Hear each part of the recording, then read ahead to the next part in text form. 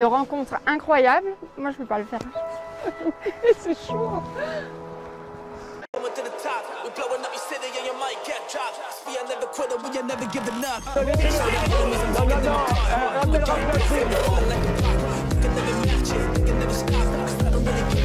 Vous fumez, monsieur? Le football, il a changé. Oui, peut-être. Les amis, avant de passer à cette nouvelle vidéo, on va parler d'un truc qui me sauve littéralement la vie, surtout en ce moment. Alors non, c'est pas une cape de super-héros, c'est presque ça. On va parler d'Oli. Pour ceux qui suivent les lives ou pour ceux qui me côtoient dans la vraie vie, vous m'avez peut-être déjà vu avec une boisson à la main. Et c'est tout sauf un hasard. Avec les 2 chaînes YouTube et le fait que je vous sorte une vidéo par jour, le rythme est devenu effréné. Et si j'y arrive, c'est parce que j'ai mon petit secret. Cette petite poudre magique, non, c'est pas la même que Pierre Palmade, c'est Oli. Et comme je viens de te le dire, on n'est pas dans Breaking Bad. C'est 100% légal et 100% sain. Pas de sucre, pas de taurine, que du naturel. En fait, c'est comme si votre grand-mère avait créé une boisson énergisante, mais en 2025. Il y a 3 gammes pour tous les goûts et toutes les situations. Ice Tea pour les rafraîchissements, énergie pour les warriors comme moi qui enchaînent les vidéos, et hydratation pour les sportifs, ou ceux qui essaient d'en être un comme moi. Le truc le plus fou, un petit pot remplace 50 canettes. Imaginez le gain de place dans votre frigo et pour la planète. Parmi tous les goûts, je vous avoue que j'ai un petit chouchou. Le Peach Panther en version énergie. C'est comme si la pêche et l'abricot avaient eu un bébé qui vous donne des ailes. Allez, je vous gâte. Utilisez le code MOUSSE5 pour avoir 5 € de réduction sur votre première commande en suivant le lien en description. Et pour les accros comme moi, utilisez le code MOUSSE pour avoir 10% de réduction sur vos prochaines commandes. Merci Oli. Ouais, c'est Laurent de la Mousse, bienvenue aujourd'hui pour une nouvelle vidéo et j'espère que tout le monde va bien. Messieurs, dames, aujourd'hui on va parler de Karine Le Marchand qui vient défendre les agriculteurs au Salon de l'Agriculture. On va parler d'Hanouna qui s'en prend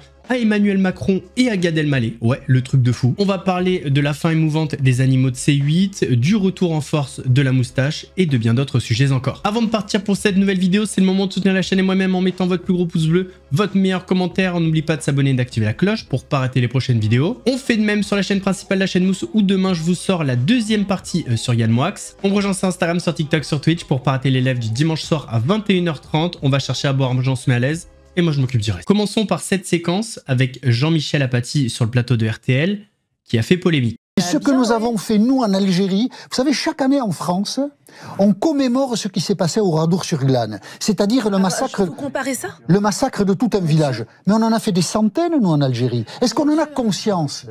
Donc il faut dissocier les dossiers. Terrorisme en Algérie. Mais si nous avons une difficulté à avoir des relations Jean-Michel, saines, on n'a pas fait Oradour-sur-Glane en Algérie. On a mis des gens, on a mis des femmes et des enfants dans une église, on a mis de la conquête en vous vous rendez compte Algérie. ce que vous dites ? Vous connaissez les détails de la conquête en Algérie? On s'est Combien comporté comme des nazis. Combien de villages ont été massacrés? Mais des femmes? Jean-Michel, on s'est comporté comme des nazis en Algérie. Mais les nazis n'existaient pas. On ne s'est pas comporté comme des nazis. Les nazis se sont comportés comme nous l'avons fait en Algérie.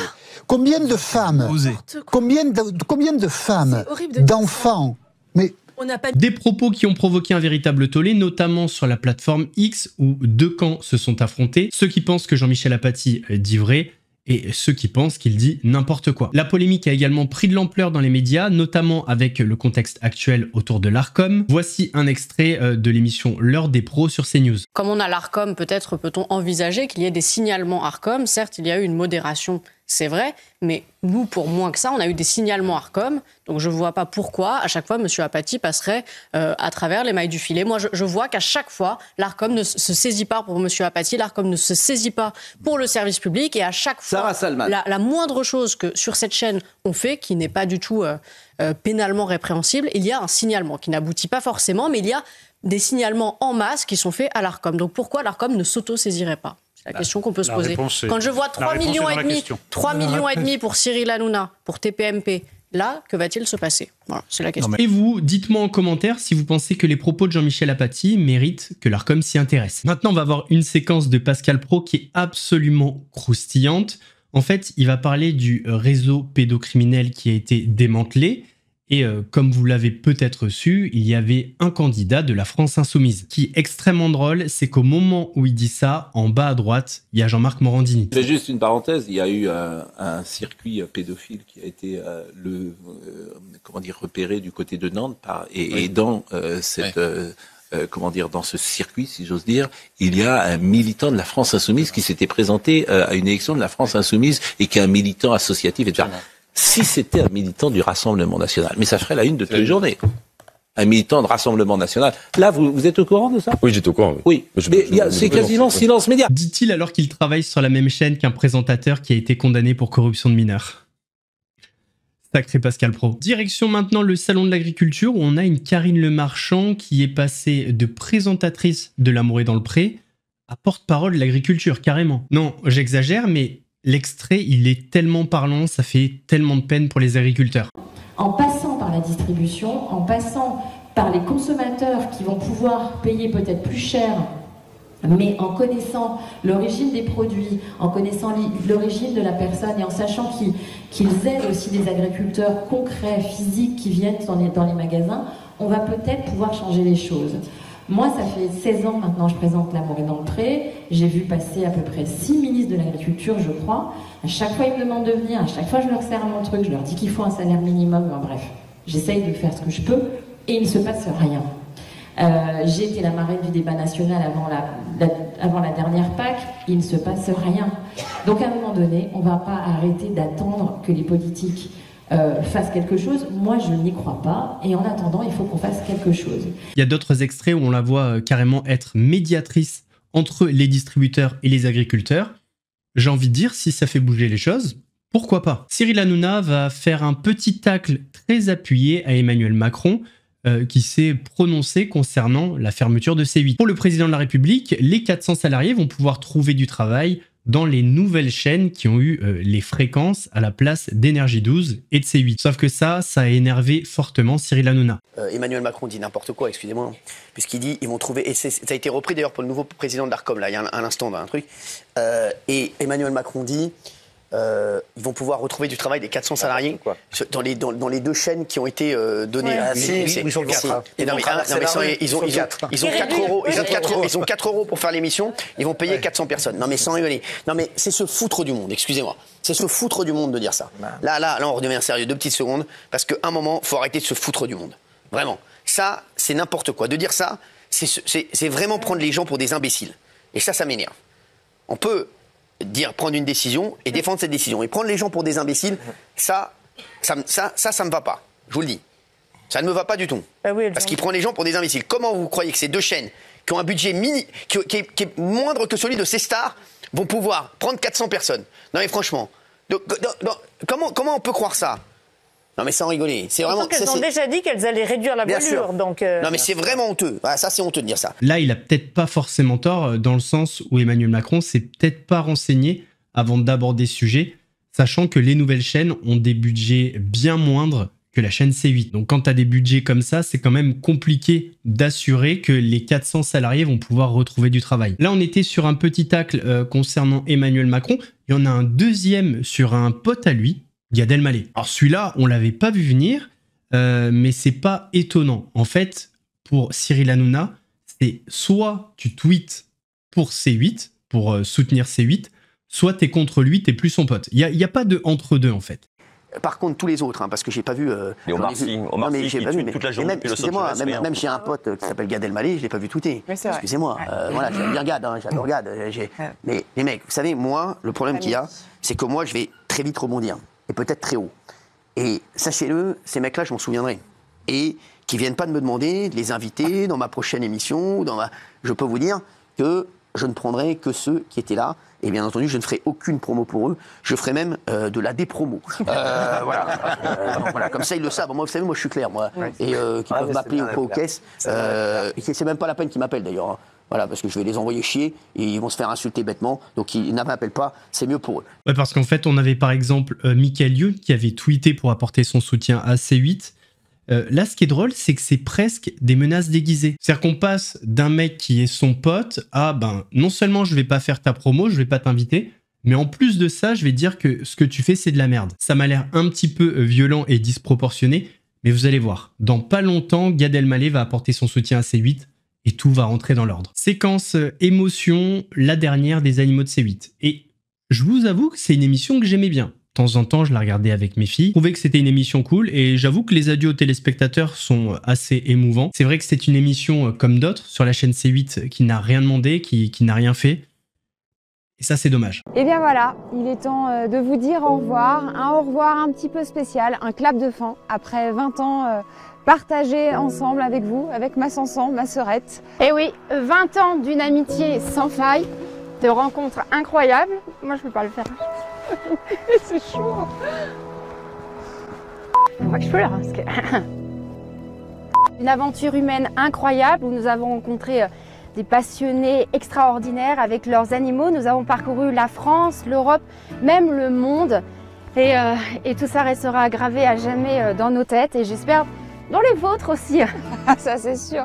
On remercie bien évidemment toutes les équipes qui nous ont suivis pendant 20 ans. Les journalistes, les monteurs, les ingénieurs du son, nos cadreurs qui sont toujours là avec nous dans des aventures incroyables. À se casser la figure.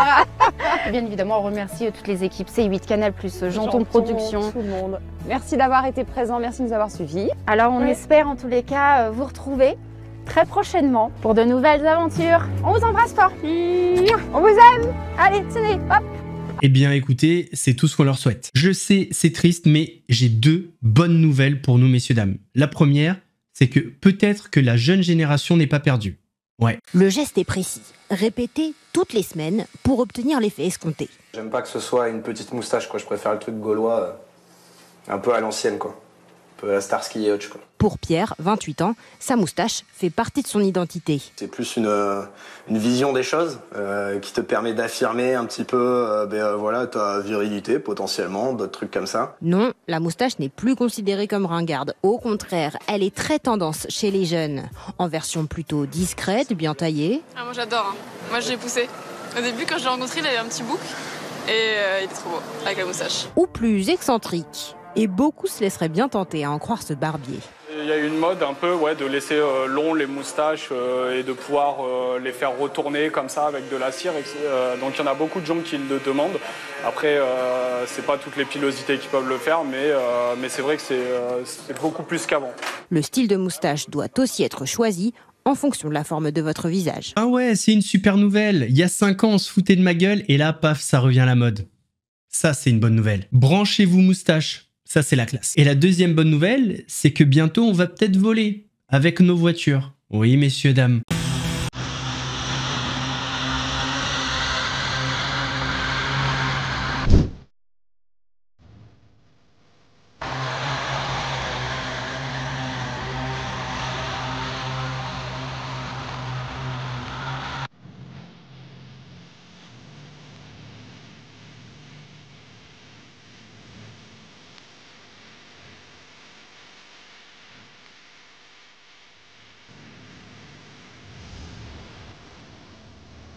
Hâte de voir les voitures volantes dans Paris. Ah, ça va être un régal. On terminera sur un auditeur de RMC qui a dit Los Thermos sur l'émission Touche pas à mon poste, la disparition de C8, l'Arcom, Cyril Hanouna. C'est du grand art. On va remettre l'église au milieu du village déjà. C'est pas l'Arcom qui a fermé C8, premièrement. C'est la diffusion sur la TNT. Bolloré pouvait diffuser C8 sur ses plateformes, sur MyCanal, etc. Donc il faut arrêter la victimisation à 2 balles, c'est la première chose. Moi, j'ai jamais voté à gauche de ma vie, je voulais le dire aussi. Je suis un mec de droite, je l'assume. Mais il y a un moment, on peut pas passer notre journée à pleurer sur des histoires de morale parce qu'on respecte plus l'État, les forces de l'ordre, etc. Puis laisser passer la télé-poubelle comme ça dans des heures de grandes écoutes. Moi, je suis désolé, ce mec-là, on a le président de la République qui s'est fait gifler par un décérébré. Je veux dire, il a été mis en lumière sur cette émission. On a eu de l'homophobie. Enfin, on a tout eu. On a tout eu et on est en train de le... Je suis désolé, Fred. C'est pas l'Arcom qui le victimise. C'est les gens comme Laurent Wauquiez, tous les politiques qui se rangent derrière lui, mais ça démontre le niveau des politiques qu'on a aujourd'hui, quoi. Honnêtement, moi ça fait 1 mandat et demi que je ne vote plus, mais je veux dire, Hanouna illustre à merveille le niveau des politiques de notre société aujourd'hui. Messieurs, dames, on arrive à la fin de cette vidéo. J'espère qu'elle vous a plu. Si c'est le cas, votre plus gros pouce bleu, votre meilleur commentaire. N'oubliez pas de s'abonner et d'activer la cloche pour pas rater les prochaines vidéos. On fait de même sur la chaîne principale, la chaîne Mousse, où demain je vous sors la partie 2 sur Yann Moix. On me rejoint sur Instagram, sur TikTok, sur Twitch pour pas rater les lives du dimanche soir à 21h30. Nous, on se donne rendez-vous samedi pour une nouvelle vidéo actuelle. En attendant, prenez soin de vous. Laurent de la Mousse vous salue.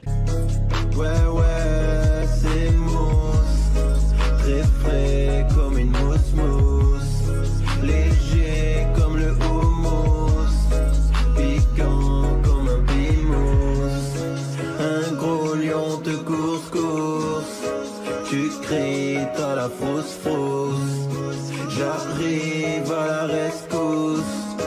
Regarde, ouais, c'est moi.